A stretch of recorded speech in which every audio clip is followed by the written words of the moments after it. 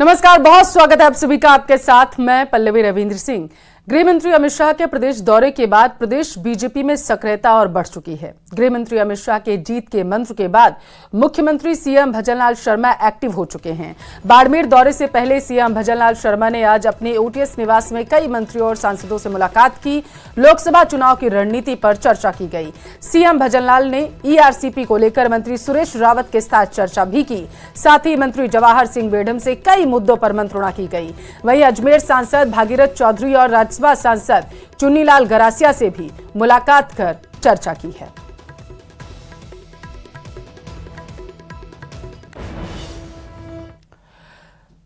बाड़मेर दौरे पर सीएम भजनलाल शर्मा ने एक बड़ी घोषणा की है। सीएम ने चालक नीचू धाम के विश्राम गृह बनाने की घोषणा की और साथ ही इस इलाके को पर्यटन क्षेत्र के रूप में विकसित की घोषणा की। वहीं लोकसभा चुनाव जिताने के लिए जनता से उन्होंने अपील भी की है। जहाँ भी कहीं आवश्यकता होगी हम मंदिरों का जीर्णोद्धार भी करेंगे और मंदिरों का विकास भी करेंगे। आज मेरे सामने एक बात आई थी, पहले वक्ताओं ने भी कहा था यह रात्रि विश्राम के लिए भवन नहीं है। मैं निवेदन करना चाहता हूँ, यह हमारा बॉर्डर का क्षेत्र है, निश्चित रूप से यह व्यवस्था होनी चाहिए। यहाँ से हम आते हैं तो दूरी के गांव है। आज मैं कहता हूँ यहाँ के भवन के लिए 2.5 करोड़ रुपए में यहाँ का रात्रि विश्राम बनकर के तैयार होगा, ऐतिहासिक बनेगा। आप लोग जो दूर दूर से आए हैं, मुझे पता है कि हम गुजरात के दर्शनार्थी भी हैं, मध्य प्रदेश के भी हैं, हरियाणा से भी आए हैं, आगरा यूपी से भी आए हैं। मैं आपसे कहना चाहता हूं, अब की बार जब माता जी के दर्शन करने आओगे तो आपको रहने के लिए यहाँ विश्राम गृह मिलेगा। एक रात इन दोनों में बिताइए, माता जी का आशीर्वाद लीजिए। और मैं यही नहीं, आगे मैं और कहना चाहता हूँ, इस क्षेत्र को पर्यटन स्थल बनाने का काम भी हम करेंगे। कनौट माता हो, हमारी कनौट माता हो, भादरिया माता हो और या हमारे चालक नीति माता हो, और हम जोड़ करके इन स्थानों को एक अच्छा हमारा सर्किट बने। लोग यहाँ आए, ज्यादा से ज्यादा हमारे बॉर्डर के क्षेत्र में आए, यहाँ का पर्यटन बढ़े, हमारे युवाओं को रोजगार मिले। ये भारतीय जनता पार्टी की आपकी चुनी हुई सरकार है मित्रों, आपकी चुनी हुई सरकार।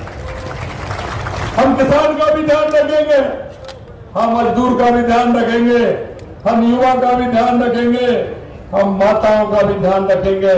हम देखते हैं हमारी माताएं जब चुनाव के दिन लाइन लगती है वो किसी से नहीं पूछती और वो लगातार। आज जयपुर में यूथ कांग्रेस के कार्यकर्ताओं ने कई मांगों को लेकर प्रदर्शन किया। शहीद स्मारक से शुरू हुआ यूथ कांग्रेस के कार्यकर्ताओं का प्रदर्शन।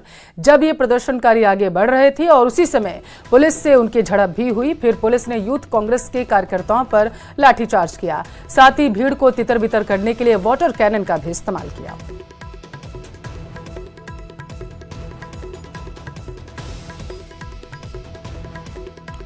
तो यूथ कांग्रेस का जो उग्र प्रदर्शन जयपुर में देखने को मिला, यूथ कांग्रेस को कंट्रोल में करने के लिए, क्योंकि भीड़ बहुत ज़्यादा एकत्रित हो गई थी वहां पर, और ऐसे में किसी तरीके की वहां पर अव्यवस्था ना फैल जाए, इसके लिए पुलिस को हल्के बल का प्रयोग करना पड़ा। बताते चले, भीड़ को तितर बितर करने के लिए पुलिस ने वाटर कैनन का इस्तेमाल किया ताकि पानी के प्रेशर से जो प्रदर्शनकारी हैं वो पीछे हट सके। हालांकि बताते चले कि जो प्रदर्शनकारी थे वो बैरिकेडिंग तोड़कर आगे बढ़ने लगे।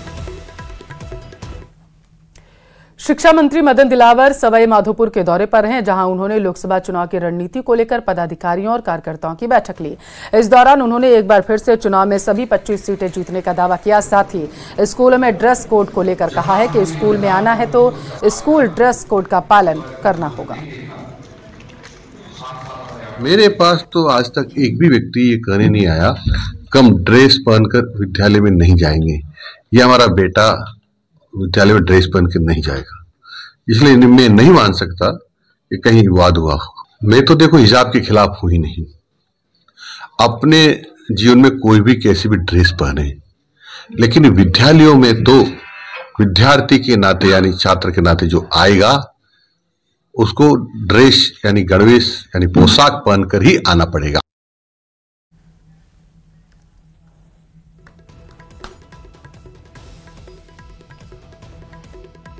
तो चुनाव में सभी सीटें जीतने का दावा किया है शिक्षा मंत्री ने, और इस दौरान उन्होंने ये भी कहा है कि पालन करना होगा नियमों का।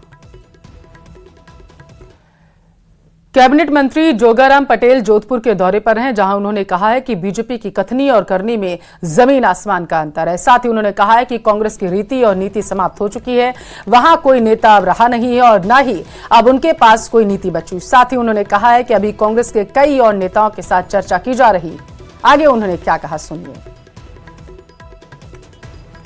राजस्थान में हम पूर्व में जो लोकसभा के चुनाव में हमें मत प्राप्त हुए, उससे 10% से अधिक मत और जोड़कर हमारे 25 के 25 प्रत्याशियों को जिताएंगे और विश्व के सर्वमान्य नेता आदरणीय नरेंद्र मोदी जी को तीसरी बार प्रधानमंत्री बनाएंगे।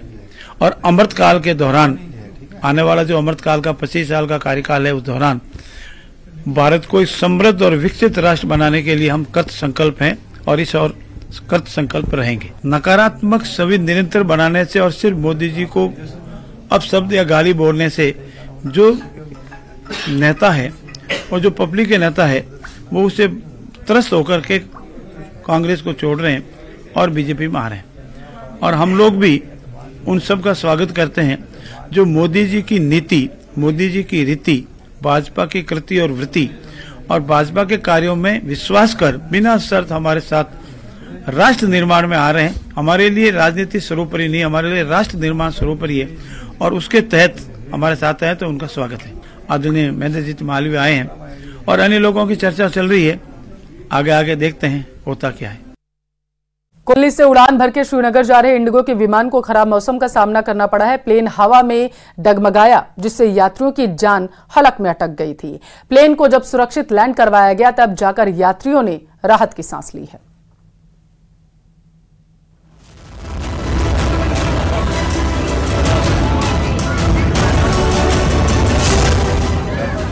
हवा में डगमगाया प्लेन, आसमान में अटकी यात्रियों की जान।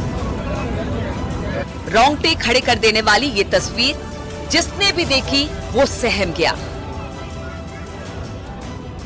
आसमान में एक प्लेन उड़ान भरने के बाद हिलोरे खाने लगा। यात्रियों की मानो तो सांसें थम गई। सोमवार की शाम करीब 5:25 पर दिल्ली से इंडिगो का प्लेन उड़ान भरता है, लेकिन उसकी राह में बाधा अटका देता है खराब मौसम। बताया जा रहा है कि तेज हवाओं के बीच विमान को 2 तगड़े झटके लगे। अंदाजा लगाया जा सकता है कि मंजर कितना भयानक हो रहा होगा। प्लेन में कुछ यात्रियों को जिंदगी की उम्मीद धुंधली दिखाई देने लगी थी। सभी बुरी तरह से सहम गए थे। हवा में जिंदगी झूला झूल रही थी। यात्रियों के बस में कुछ नहीं था, अब सिर्फ ऊपर वाले का सहारा था। सभी ईश्वर से प्रार्थना करने लगे। कुछ तो हनुमान चालीसा पढ़ते नजर आए। पायलट ने सूझबूझ दिखाते हुए प्लेन पर कंट्रोल किया और सुरक्षित तरीके से श्रीनगर के एयरपोर्ट पर लैंड कराया। जब तक प्लेन हवा में थी, यात्री पूरी तरह से डरे सहमे हुए थे। लेकिन जब हवाई जहाज की सुरक्षित लैंडिंग हुई तो सभी यात्रियों ने ऊपर वाले का शुक्रिया अदा करते हुए राहत की सांस ली। 19 फरवरी को इंडिगो फ्लाइट 6E61 2598 ने श्रीनगर के लिए उड़ान भरी थी, लेकिन खराब मौसम विलेन बन गया। फ्लाइट के अंदर मौजूद एक यात्री ने वीडियो बनाया और बाद में शेयर किया। जम्मू कश्मीर और दूसरे पहाड़ी राज्यों में इस वक्त मौसम खराब चल रहा है। ऊंचाई वाले इलाकों में जहां भारी बर्फबारी हो रही है, तो वहीं कई जगहों पर बारिश भी पड़ रही है। कई जगहों पर भूस्खलन की घटनाएं भी सामने आई है। ऐसे में खराब मौसम में यात्रा से बचने में ही समझदारी है। Bureau report, news city. Jaipur का रुख करेंगे, जहां से बड़ी खबर है। एक्शन में एंटी गैंगस्टर टास्क फोर्स जो है वो नजर आ रही है। राजू ठेहट को हथियार सप्लाई करने वाला बदमाश अरेस्ट कर लिया गया है। जानकारी यह है कि करौली के हिंडौन सिटी का रहने वाला गोविंद मीणा भी गिरफ्तार हुआ है। गोविंद मीणा के पास से 9 देसी पिस्टल और 16 मैगजीन बरामद की गई हैं। बताया जा रहा है कि एमपी से हथियार खरीदकर गैंगस्टर्स को आरोपी बेचा करता था। एजीटीएफ की टीम ने मंडरायल रोड से तस्कर को दबोचा है। तो बड़ी खबर आप तक पहुंचा रहे हैं, जहां पर बड़ी कार्रवाई देखने को मिली है। एंटी गैंगस्टर टास्क फोर्स ने यहां पर कामयाबी हासिल की है। बताते चले राजू ठेठ को हथियार सप्लाई करने वाला बदमाश जो है उसे अरेस्ट कर लिया गया और जानकारी ये भी कि आगे की जो कार्रवाई है वो लगातार इस पर की जा रही है। तो बदमाश जो है वो अरेस्ट हो चुका है। और ज्यादा जानकारी के साथ जयपुर से संवाददाता विष्णु शर्मा टेलीफोन लाइन पर जुड़ चुके हैं। विष्णु, कितनी देर पहले कार्रवाई की गई? देखिए, राजस्थान में anti gangster task force ADG crime Dinesh MN की प्रोविजन में काम कर रही है और आज ही एजीटीएफ के हेड कांस्टेबल हेमंत शर्मा की सूचना पर ये बड़ी कार्रवाई देखने को मिली, जहां पर राजू ठेठ गैंग को हथियार की सप्लाई करने वाला जो गोविंद मीना था उसे आज करौली में पकड़ा गया है। और इंस्पेक्टर राम सिंह नाथावत और हेड कांस्टेबल रामनिवास चौधरी की टीम और अन्य पुलिसकर्मियों की टीम ने वहां घेराबंदी करके जब पीछा किया तब आखिरकार गोविंद मीना को पकड़ा गया। उसके 3 साथी भागने में कामयाब भी रहे, लेकिन हथियार तस्कर गोविंद मीना के पास जो बैग मिला उसमें काफी जो 9 देसी पिस्टल है, उसके अलावा 16 मैगजीन, 2 कारतूस वगैरह बरामद किए। और प्रारंभिक पूछताछ में आज ही सामने आया कि गोविंद मीना शेखावटी अंचल के जो गैंगस्टर रहा राजू ठेठ, उसको और उसके सदस्यों को अवैध हथियारों की सप्लाई किया करता था। और साथ में ये भी सामने आया कि गोविंद मीना मध्य प्रदेश में जो हथियार तस्कर हैं उनसे अवैध रूप से हथियार खरीद करके और राजस्थान के शेखावटी अंचल में जो गैंगस्टर्स हैं उनके साथी उनको हथियार सप्लाई कर रहा था। तो ऐसे में बड़ी कार्रवाई आज एजीटीएफ की बिल्कुल बड़ी कार्रवाई की गई है। बहुत शुक्रिया विष्णु तमाम जानकारी के लिए। शुरू करेंगे पूर्व कैबिनेट मंत्री राजेंद्र राठौर का एक चुटकीला अंदाज जो था वो देखने को मिला है। राजस्थानी फिल्म निदेशक से उन्होंने रोजगार मांगा है। मुझे फिल्म में काम उन्होंने कहा तो दिलाओ यारो, अभी बेरोजगार हूं, मुझे काम दो।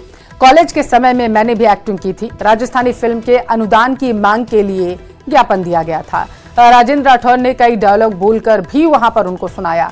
चूरू के सैनिक बस्ती स्थित आवास पर यह ज्ञापन दिया गया।